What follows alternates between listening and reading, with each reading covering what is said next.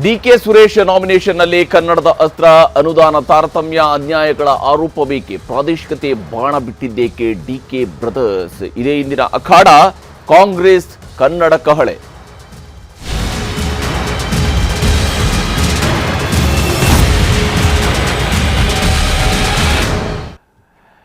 ಕಾಂಗ್ರೆಸ್ನವರು ಇವತ್ತು ಬಹಳ ಮುಖ್ಯವಾಗಿ ಬೆಂಗಳೂರು ಗ್ರಾಮಾಂತರ ಲೋಕಸಭಾ ಕ್ಷೇತ್ರದಲ್ಲಿ ನಾಮಿನೇಷನ್ ಫೈಲ್ ಮಾಡುವ ಸಂದರ್ಭದಲ್ಲಿ ಕಾಂಗ್ರೆಸ್ನ ಬಾವುಟಕ್ಕಿಂತ ಹೆಚ್ಚಾಗಿ, ಕಾಂಗ್ರೆಸ್ನ ಶಾಲ್ಗಳಿಗಿಂತ ಹೆಚ್ಚಾಗಿ ಕನ್ನಡದ ಶಾಲ್ಗಳನ್ನು ಧರಿಸಿನೇ ಬಂದಿದ್ರು. ಆ ಮೂಲಕವಾಗಿ ಕನ್ನಡದ ವಿಚಾರವನ್ನು ಬಹಳ ಮುಖ್ಯ ನೆಲೆಗೆ ತರುವಂತಹ ಪ್ರಯತ್ನವನ್ನು ಎಲೆಕ್ಷನ್ ಟೈಮ್ನಲ್ಲಿ ಮಾಡಿದ್ದಾರೆ.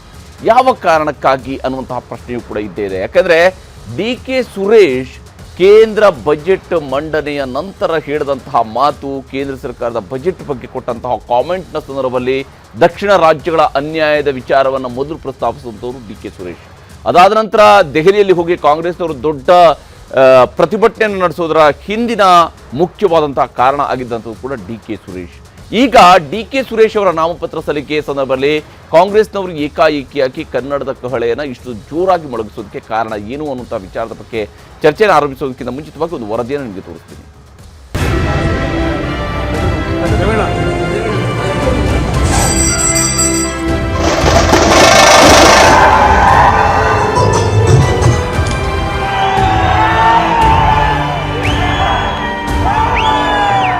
ಎಲ್ಲೆಲ್ಲೂ ಇದೀಗ ಲೋಕಸಭೆ ಚುನಾವಣೆ ಉತ್ಸಾಹ.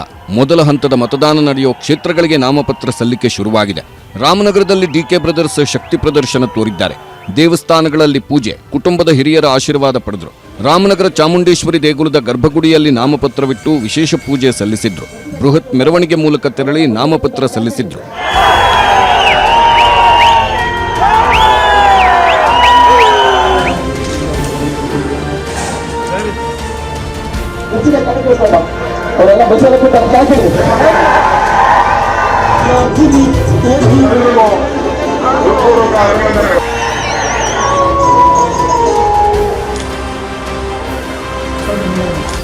ರಾಮನಗರದ ಸಮಾವೇಶ ಕೇಂದ್ರ ವರ್ಸಸ್ ರಾಜ್ಯದ ನಡುವಿನ ಸಂಘರ್ಷಗಳ ಆರೋಪ ಪ್ರತ್ಯಾರೋಪಗಳಿಗೆ ಮತ್ತೊಂದು ವೇದಿಕೆಯಾಗಿತ್ತು. ರಾಷ್ಟ್ರೀಯತೆ ವರ್ಸಸ್ ಪ್ರಾದೇಶಿಕತೆ, ಅಭಿವೃದ್ಧಿ ವರ್ಸಸ್ ಅನುದಾನ ವಿಳಂಬದ ನಡುವಿನ ಟೀಕೆಗಳಿಗೆ ಇದೇ ವೇದಿಕೆಯಾಗಿತ್ತು. ಸುರೇಶ್ ನಾಮಪತ್ರ ಸಲ್ಲಿಕೆ ವೇಳೆ, ರ್ಯಾಲಿ ವೇಳೆ, ಬಹಿರಂಗ ಸಮಾರಂಭದಲ್ಲೂ ಕನ್ನಡ ಅಸ್ಮಿತೆಯೇ ಮೊಳಗಿತ್ತು. ಇಡೀ ಸಮಾರಂಭದಲ್ಲಿ ಕನ್ನಡ ಬಾವುಟ, ಕನ್ನಡ ವಸ್ತ್ರ, ಕರ್ನಾಟಕದ ಸಮಸ್ಯೆಗಳ ಬಗ್ಗೆಯೇ ನಾಯಕರ ಮಾತುಗಳಿದ್ವು.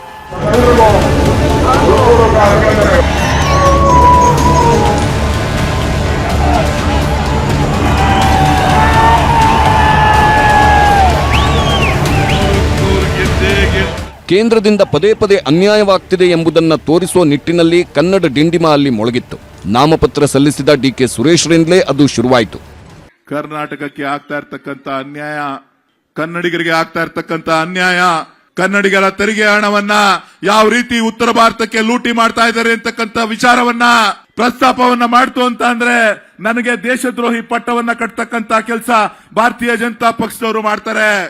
ನನ್ನ ತೆರಿಗೆ ನನ್ನ ಹಕ್ಕು, ನಿಮ್ಮ ಹಕ್ಕು ನಿಮ್ಮ ನೀರು. ಕಳೆದ 10 ವರ್ಷಗಳಲ್ಲಿ 24 ಲಕ್ಷ ಕೋಟಿ ರೂಪಾಯಿ ಹಣವನ್ನ ನಾವು ಕೇಂದ್ರಕ್ಕೆ ಕೊಟ್ಟಿದ್ದೇವೆ.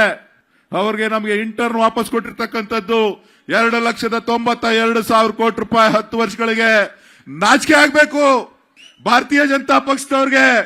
ಯಾವ ಮುಖ ಹೊತ್ಕೊಂಡು ಕರ್ನಾಟಕದ ಬಲ್ಲಿ, ಕರ್ನಾಟಕದ ಅಭಿವೃದ್ಧಿಗೆ ನಿಮ್ಮ ಕೊಡುಗೆ ಕಳೆದ 10 ವರ್ಷಗಳಿಂದ ಏನು, ಬೆಂಗಳೂರಿಗೆ ನಿಮ್ಮ ಕೊಡುಗೆ ಏನು ಕಳೆದ 10 ವರ್ಷಗಳಲ್ಲಿ, ಬೆಂಗಳೂರಿನ ನೀರಿನ ಸಮಸ್ಯೆಯನ್ನ ಬಗೆಹರಿಸಲಿಕ್ಕೆ ಕೇಂದ್ರ ಸರ್ಕಾರ ಕೊಟ್ಟಿರ್ತಕ್ಕಂಥ ಅನುದಾನ ಏನು, ಬೆಂಗಳೂರಿನ ಟ್ರಾಫಿಕ್ ಸಮಸ್ಯೆಯನ್ನ ಬಗೆಹರಿಸಲಿಕ್ಕೆ ನೀವು ಕೊಟ್ಟಿರ್ತಕ್ಕಂಥ ಅನುದಾನ ಏನು, ಬೆಂಗಳೂರಿನಲ್ಲಿ ಉದ್ಯೋಗವನ್ನ ಸೃಷ್ಟಿ ಮಾಡಲಿಕ್ಕೆ ನೀವು ಕೊಟ್ಟಿರ್ತಕ್ಕಂಥ ಕೊಡುಗೆಗಳು ಏನೇನು ಪಟ್ಟಿ ಮಾಡಿ ಹೇಳಬೇಕಾಗ್ತದೆ. ಬಳಿಕ ಮಾತನಾಡಿದ ಸಿಎಂ ಸಿದ್ದರಾಮಯ್ಯ ಸಹಜವಾಗಿ 5 ಗ್ಯಾರಂಟಿಗಳ ಜಾರಿ, ಅದರ ಯಶಸ್ಸಿನ ಬಗ್ಗೆ ಮಾತಾಡಿದ್ರು. ದೇಶದಲ್ಲಿ ದಿನೇ ದಿನೇ ಬೆಲೆ ಏರಿಕೆ ಆಗ್ತಿರೋ ಸಮಸ್ಯೆಗಳಿಗೆ ಗ್ಯಾರಂಟಿಗಳೇ ಆಸರೆಯಾಗಿವೆ ಎಂದು ಬಣ್ಣಿಸಿದ್ರು. ಇವತ್ತು ಬೆಲೆ ಏರಿಕೆ ಆಗಿದೆ. ಡೀಸೆಲ್ ಬೆಲೆ, ಪೆಟ್ರೋಲ್ ಬೆಲೆ, ಗೊಬ್ಬರದ ಬೆಲೆ, ಗ್ಯಾಸ್ ಬೆಲೆ ಎಲ್ಲ ಗಗನ ಕೊಟ್ಟೋಗಿದ್ದಾವೆ. ಇವತ್ತು ಅವರು ಜೀವನ ನಡೆಸದೇ ಕಷ್ಟ ಪಡೋರು. ಅದಕ್ಕೋಸ್ಕರ ಅವರ ಕೈಗೆ ದುಡ್ಡನ್ನ ಕೊಡಬೇಕು ಅಂತೇಳಿ ಇವತ್ತು 4ರಿಂದ 5 ಸಾವಿರ ರೂಪಾಯಿ ಒಂದು ಕುಟುಂಬಕ್ಕೆ ಕೊಡ್ತಾ ಇದ್ದೀವಿ. 4ರಿಂದ 5,000 ರೂಪಾಯಿ ಕೊಡ್ತಾ ಇದ್ದೀವಿ.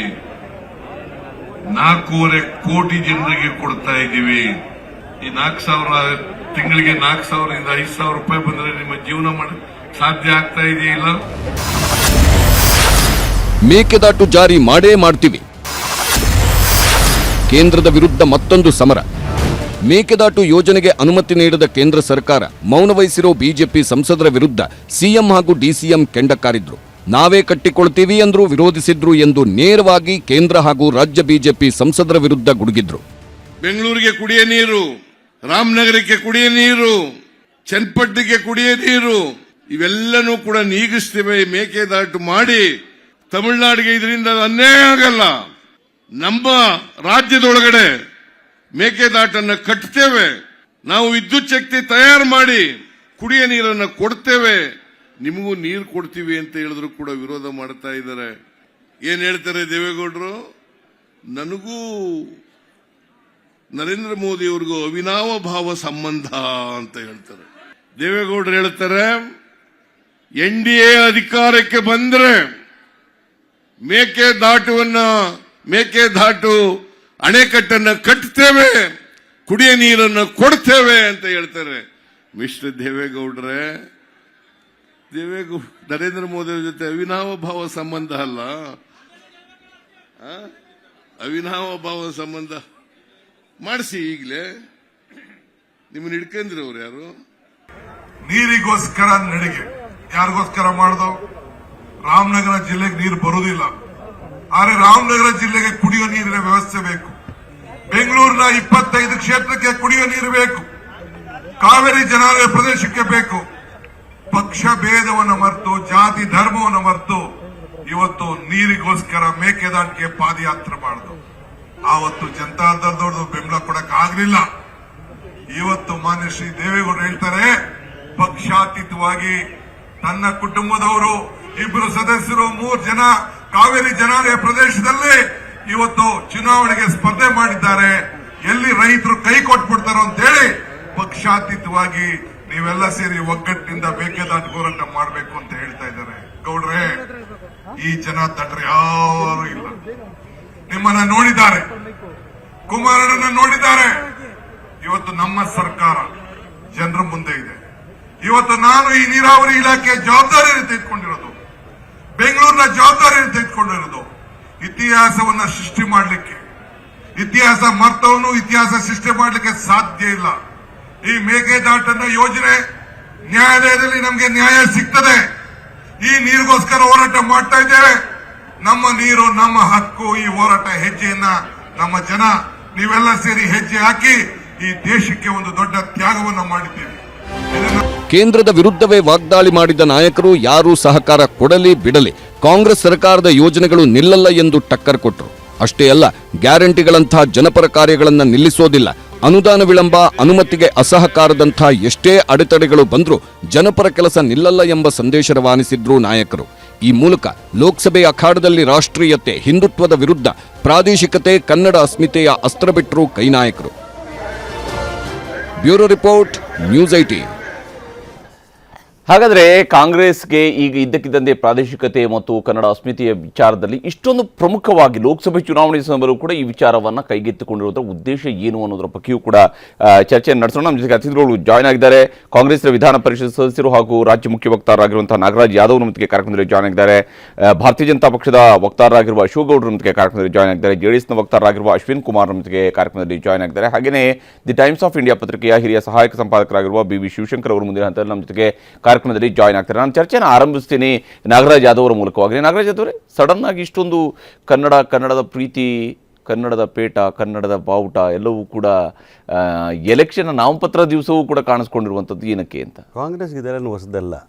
ನಾವು ಈ ದೇಶದ ಒಕ್ಕೂಟ ವ್ಯವಸ್ಥೆಯಲ್ಲಿ ನಂಬಿಕೆ ಇಟ್ಕೊಂಡಿರ್ತಕ್ಕಂಥವರು ಈ ದೇಶದ ಸಂವಿಧಾನವನ್ನು ಮನಪೂರ್ವಕವಾಗಿ ಒಪ್ಕೊಂಡಿರ್ತಕ್ಕಂಥವರು, ಈ ದೇಶದ ಆಡಳಿತವನ್ನು ಸಂವಿಧಾನ ಆಶಯಗಳ ಅಡಿಯಲ್ಲಿ ನಡೆಸ್ತಕ್ಕಂಥವ್ರು, ನಡೆಸಿರುವವರು ಕೂಡ.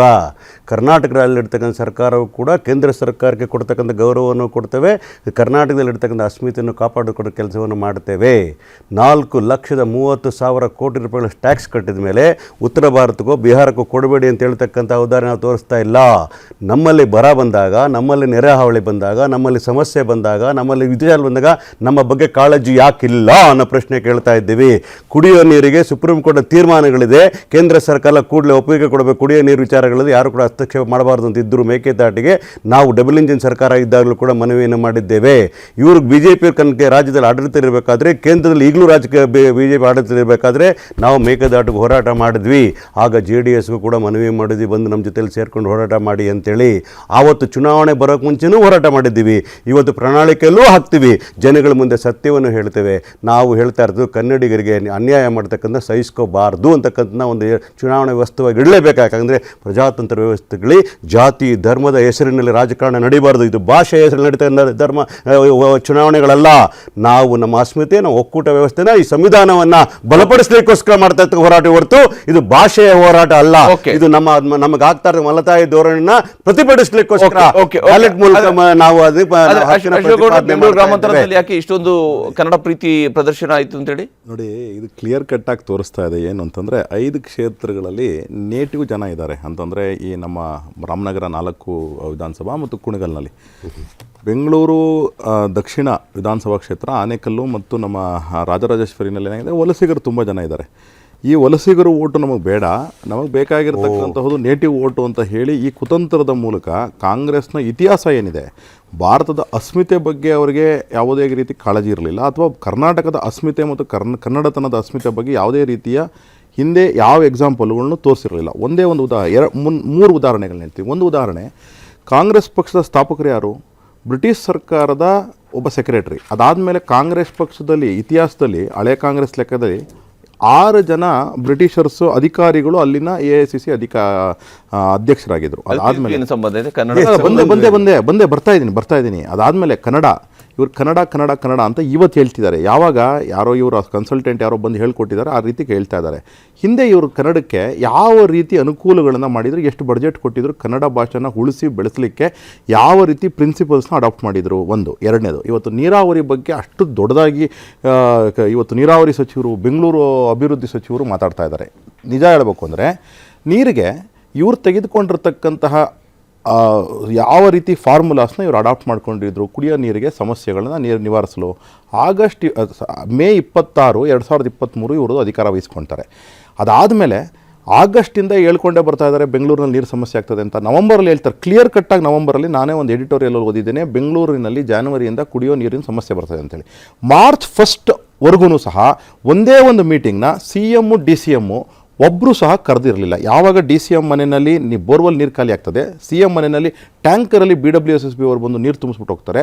ಅಲ್ಲಿವರೆಗೂ ಇವರು ಎಚ್ಚೆತ್ಕೊಳ್ತಕ್ಕಂತಹ ಪ್ರಶ್ನೆಗೆ ಹೋಗಿರಲಿಲ್ಲ. ಎಂತಹ ವಿಪರ್ಯಾಸ, ಎಂತಹ ಇದು. ಅದಾದಮೇಲೆ ಗ್ರಾಂಟಿನೇಡು, ಡೆವಲ್ಯೂಷನ್ನು, ಹಾಗೆ ಹೀಗೆ ಅಂತ 24 ಲಕ್ಷ ಕೋಟಿ ಕೊಟ್ಬಿಟ್ವಿ, ನಮ್ಗೆ 2,80,000. ಸಾರಿ, ಒಂದು ನಿಮಿಷ ರೀ ಸಹ 5 ಲಕ್ಷ ಕೋಟಿ ನಮ್ಗೆ ವಾಪಸ್ ಬಂದಿದೆ. ಅದಾದಮೇಲೆ ನಾನು ಇದೇ ಚಾನಲಲ್ಲಿ ನಿಮ್ಮ ಮುಂದೆನೂ ಹೇಳಿದ್ದೇನೆ, ನಮಗೆ ಗ್ರಾಂಟಿನೇಡು, ಡೆವಲ್ಯೂಷನ್ ಮಾತ್ರ ಲೆಕ್ಕ ಹಾಕಬೇಡಿ, ಪ್ರಾಜೆಕ್ಟ್ ಸ್ಪೆಸಿಫಿಕ್ ಫಂಡಿಂಗ್ ಲೆಕ್ಕ ಹಾಕಿ, ಅದಾದಮೇಲೆ DBT ಮೂಲಕ ಬಂದಿರತಕ್ಕಂಥ ಅಮೌಂಟ್ ಲೆಕ್ಕ ಹಾಕಿ 52 ರೂಪಾಯಿ ನಮ್ಗೆ ವಾಪಸ್ ಬರ್ತದೆ, 13 ರೂಪಾಯಿ 30 ಪೈಸೆ ಅಲ್ಲ ಅಂತ ಹೇಳೋದನ್ನ ನಿಮ್ಮ ಚಾನಲ್ ಕ್ಲಿಯರ್ ಕಟ್ ಎಕ್ಸ್ಪ್ಲೇನ್ ಮಾಡಿ. ಓಕೆ, ಆದರೆ ಅಶ್ವಿನ್ ಅವರೇ, ಯಾವ ಕಾರಣಕ್ಕೆ JDSನವರು ಅಲ್ಲಿ ಕ್ಯಾಂಡಿಡೇಟ್ ಇಲ್ಲ ಅಂತ ಹೇಳ್ಕೊಂಡು ಬಹುಶಃ ಕಾಂಗ್ರೆಸ್ನವರು ಈ ರೀತಿಯಾದಂತಹ ಒಂದು ಕನ್ನಡದ ಅಸ್ತ್ರವನ್ನು ಕೂಡ, ಅಲ್ಲಿ ಪ್ರಾದೇಶಿಕತೆಯ ಅಸ್ತ್ರವನ್ನು ಕೂಡ ಪ್ರಯೋಗ ಮಾಡ್ತಿದ್ದಾರೆ ಅಂತ? ಇಲ್ಲ ಹರಿಪ್ರಸಾದ್ ಸರ್, ಇಲ್ಲಿ ಏನಾಗಿದೆ, ದುಃಖದ ಸಂಗತಿ ಅಂತ ಹೇಳಬೇಕಾಗತ್ತೆ.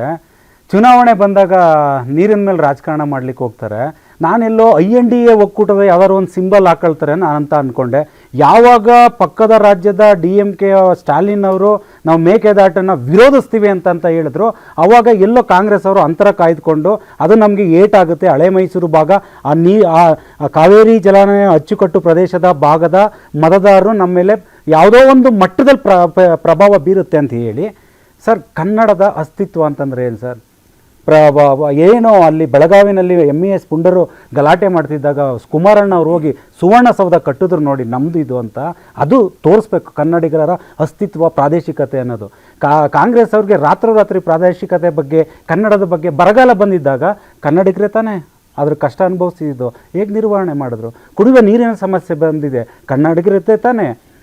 ಮೇಕೆದಾಟು ನನ್ನ ನೀರು ನನ್ನ ಹಕ್ಕು ಅಂತೇಳಿ ಕಾಂಗ್ರೆಸ್ ಅವರು ಪಾದಯಾತ್ರೆ ತುಂಬ ಚೆನ್ನಾಗಿ ಮಾಡಿದ್ರು, ಅಡ್ವರ್ಟೈಸ್ ಮಾಡಿದ್ರು. ಏನದು ನೋಡ್ಬೇಕಾಯ್ತು. ಆ ಕೋವಿಡ್ ಸಂದರ್ಭದಲ್ಲೂ ಎಲ್ಲ ಒಂದು ಮಾನದಂಡಗಳನ್ನ ಧಿಕ್ಕರಿಸಿ ನನ್ನ ನೀರು ನನ್ನ ಹಕ್ಕು ಅಂತ ಮೇಕೆದಾಟು ಇಂದ ಬೆಂಗಳೂರಿಗೆ ಪಾದಯಾತ್ರೆಗೆ ಬಂದವರು ಬೆಂಗಳೂರಿಗೆ ಬಂದು ಅಧಿಕಾರ ತಗೊಂಡು ವಾಪಸ್ ಯಾವಾಗಲೇ ಮೇಕೆದಾಟು ಹತ್ರ 6 ತಿಂಗಳಾಯ್ತು, 7 ತಿಂಗಳಾಯ್ತು, ಏನೂ ಇಲ್ಲ, ವಿಸ್ತೃತವಾದಂಥ ವರದಿನೂ ಇಲ್ಲ. ಅದಕ್ಕೇನು ಕಾನೂನು ಅಡಿನಲ್ಲಿ ಏನೇನು ಕ್ರಮ ಕೈಗೊಳ್ಬೇಕು ಅನ್ನೋದೇ ಇಲ್ಲ. ಸುಮ್ಮನೆ ಭಾಷಣಗಳನ್ನ ಜನರು ಕೇಳ್ತಾರೆ ಅಂದ್ಬಿಟ್ಟು ಭಾಷಣ ಹೇಳ್ತಿದ್ರೆ ಕಾನೂನು ರೀತಿನಲ್ಲಿ ಕೆಲಸಗಳಾಗುತ್ತೆ ಸರ್. ಒಂದು ಚಿಕ್ಕ ಕಾನೂನಲ್ಲಿ ನಮ್ಮ ಬಾಯಿ ಮಾತಲ್ಲಿ ಹೇಳಂತ ಕೆಲಸ ನಮ್ಮ ಒಕ್ಕೂಟ ವ್ಯವಸ್ಥೆ ಅಂತಾರೆ ಸರ್. ಬೆಂಗಳೂರಲ್ಲಿ ತುಂಬಾ ಹಣ ಕಲೆಕ್ಟ್ ಆಗುತ್ತೆ, ಉತ್ತರ ಕರ್ನಾಟಕಕ್ಕೆ ಯಾರಾದ್ರೂ ಕೊಡ್ಬೇಕು ಅಂತ ಅನ್ನಕ್ಕಾಗುತ್ತೆ ಸರ್? ಒಕ್ಕೂಟ ವ್ಯವಸ್ಥೆ ಅಂದ್ರೆ ಏನು ಸರ್? ಕಾಂಗ್ರೆಸ್ ಅವರು ಇವತ್ತು ಒಕ್ಕೂಟ ವ್ಯವಸ್ಥೆ ಅಂತ ಏನಕ್ಕೆ ಹೇಳ್ತಿದ್ದಾರೆ? ಏನಕ್ಕೆ? ತಿಂಗಳಿಂದ ಯಾವ ಮಟ್ಟಕ್ಕೆ ವಿಭಜನೆ ಬಗ್ಗೆ ಮಾತಾಡ್ತೀನಿ ನಾನು. ಕನ್ನಡಿಗರ ಮೆಚ್ಚಿನ ನಿಮ್ಮ ನ್ಯೂಸ್ 18 ಕನ್ನಡ ಈಗ ವಾಟ್ಸ್ಆಪ್ನಲ್ಲಿಯೂ ಲಭ್ಯ.